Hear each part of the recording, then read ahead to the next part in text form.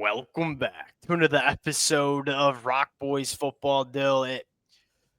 Ohio State dominates, right? It ain't no secret. The boys are Michigan fans, and that one for a Michigan fan to watch was really tough, specifically in the second half. And Dill, to accurately depict how that football game went, it ain't all that complicated, right? Ohio State had more talented football players. Ohio State had woefully the better coaching staff. And Dill, last year the story was Michigan's best football players, guys like Mason Graham, guys like Kenneth Grant, they showed up and dominated.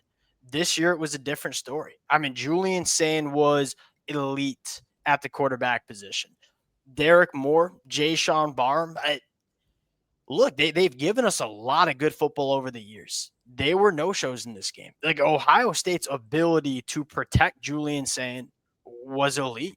And you kind of put Michigan in this conundrum where if you want to bring pressure, well, then you have to work on islands against Jeremiah Smith and Carnell Tate. But if you just sat back, I mean, we just couldn't get pressure with the front four. That's the storyline here. Julian Sayin's way too sharp. Like, if you don't get after him, I mean, he's such a good processor. He's so accurate. I mean, that was one of the fundamental differences. And again, there were a lot of differences, like Ohio State, a far more complete team. But yeah, the quarterback play is at a different level right now. Like, you saw Bryce really be sped up pretty much all game, it felt like. And Julian Sayin played like he has all year, ultra composed, ultra comfortable, never really looked rattled, even after that early pick, which was like one of those ones that you felt like, especially as a Michigan fan, like, oh, he gave you one. That was the story. Like, for us Michigan fans, was like, all right, what is Julian Sayin do in this moment, in this kind of weather? And after that pick on the first drive, you kind of sold yourself on, hey, maybe Julian Sayin's not going to be as, I mean, let's just say it how it is, invincible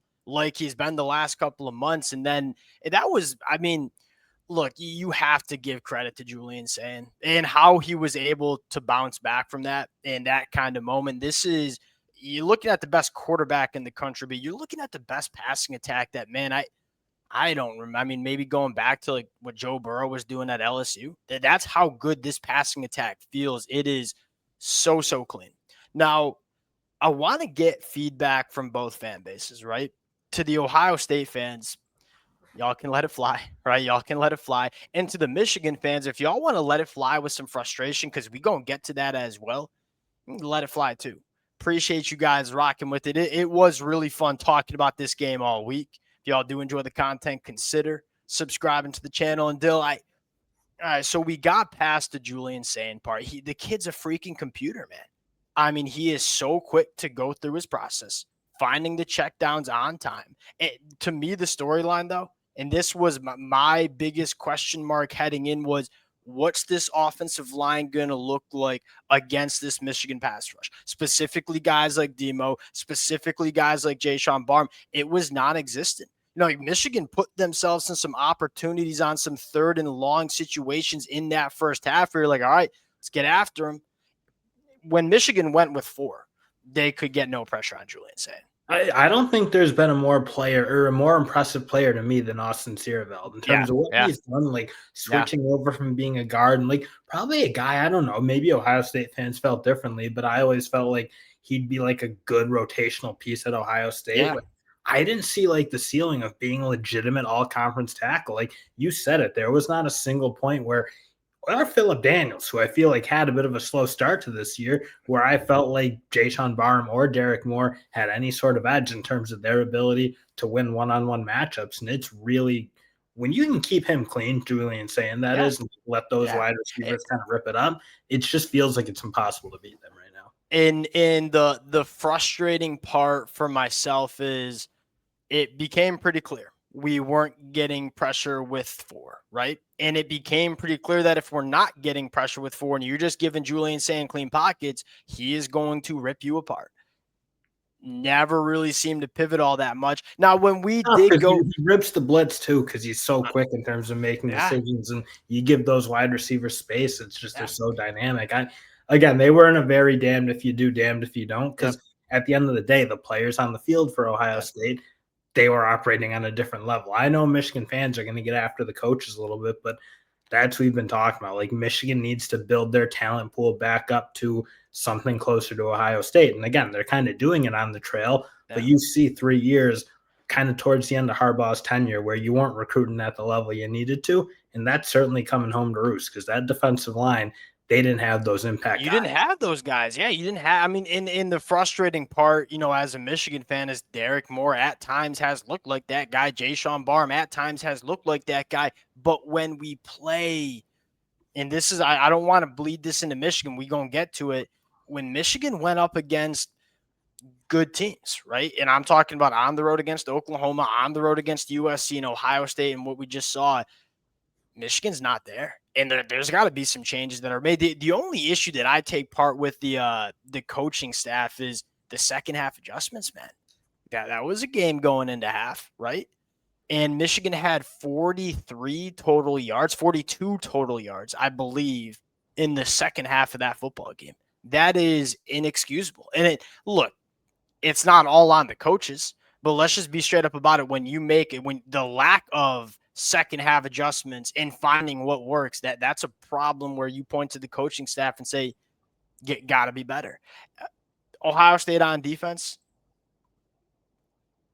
Their secondaries about gave Michigan the business in the way that I think a lot of Michigan fans probably figured there was a chance that could happen because this secondary, it's been dynamic all week. I thought the pass protection, frankly, for Michigan was for the most part okay. And I know Ohio State got some pressure, but I don't know. It just felt like the pass protection started to break down when Michigan became one-dimensional. Oh, right? For sure. And I think that was always going to be a bit of an issue. Yeah. But I think you're like what Matt Patricia was able to do in terms of making Bryce extremely uncomfortable. Yeah. He didn't have a good enough game to win. Like you knew you needed to get 5-star dominant performance. That's probably not exactly what you got from him this game. Not even go to Ohio State. Like they've done a really good job of making every quarterback kind of look like Look, that. I don't think many Michigan fans are super surprised that Michigan struggled to move the football, right?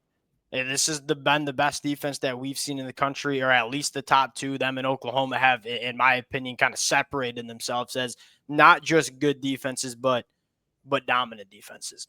I think a lot of Michigan fans would have been surprised if Michigan had a ton of success moving the football.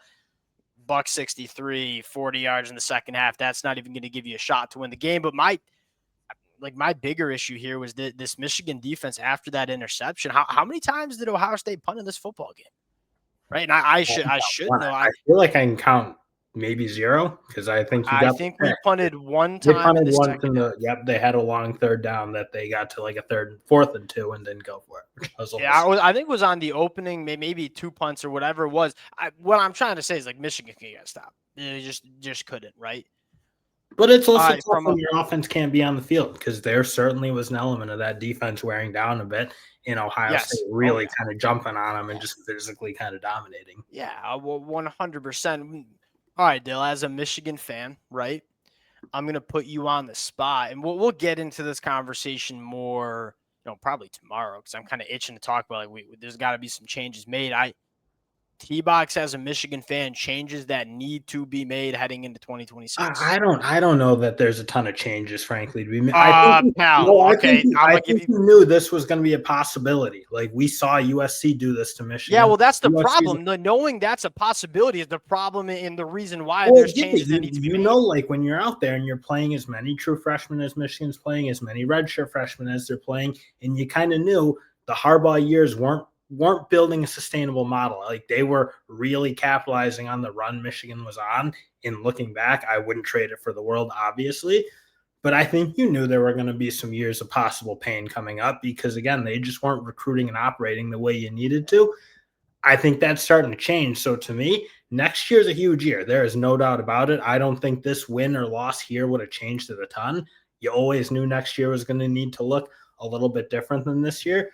But I don't know what type of wholesale changes do you necessarily see? Like Michigan needs to get better players. They're starting to do that. They're addressing it. But to me, this isn't some huge indictment on the coaching staff. They needed to build this thing back up. I would disagree because I feel like in really big spots we've seen Michigan not just play. I mean, they look a little bit unprepared to play football. We saw it against Oklahoma. And look, I'm not getting up here and saying we got to move on from Sherrone Moore. I don't think that would be a fair assessment. There are changes that need to be made. Like most notably, you have to fix special teams. Special teams should not be the reason why you are in games or at times in Look, I'm certainly not saying we lost this football game because of special teams, but it did not help us specifically with the punting situation. I know Dom Zavada had his struggles, but let's not act like Michigan hasn't been significantly net negative when it comes to special teams. That's something that, in my opinion, needs to be addressed. I think the next thing is, here's a little bit of the frustration here is you knew you were going to be starting a freshman quarterback, and you just did not get the guys on the outside that I think are difference makers. Andrew Marsh is going to be one. Hell, Andrew Marsh has been that guy. Donovan McCulley has been solid, but certainly a guy that doesn't scare you. The tight ends just, let's just say it how it is. Unit for sure. Been a disappointing unit. Looking forward to 2026, and we'll get into this, right?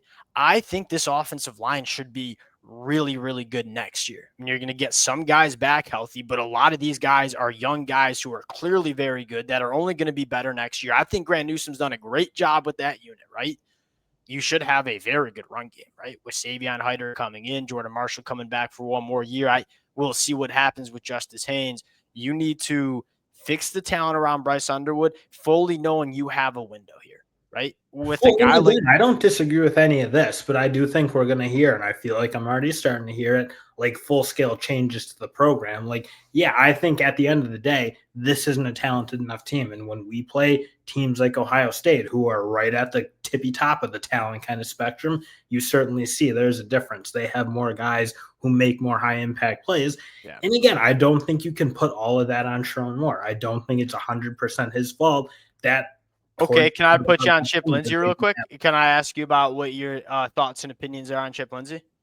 Dude, I thought there were some plays, honestly. Like, you got to be able to hit him, no? Like, Bryce, again, maybe you can put on, like, has the development been what it needs to be? You could certainly maybe kind of start asking that, but it did feel like there were some plays out there. Yeah, that's an interesting conversation where it's like, I don't think Chip Lindsey has been great for Michigan this year, but do you want to go wholesale change to your offense with Bryce Underwood going? I would start getting like the Luke Fickell vibes maybe at Wisconsin, where it's like you're just looking around, and whenever something doesn't go right, you need to make some changes. To me, I think it'd be really premature because I think you have seen good steps from Bryce Underwood over the course of the year. Again, I don't want to overreact to Ohio. Let's be real about this. This was it's the best defense in the country, right? And Bryce did not have even close to the game that many of us expected, but to think Bryce Underwood was going to go out here and throw for 300 and 3 tunners was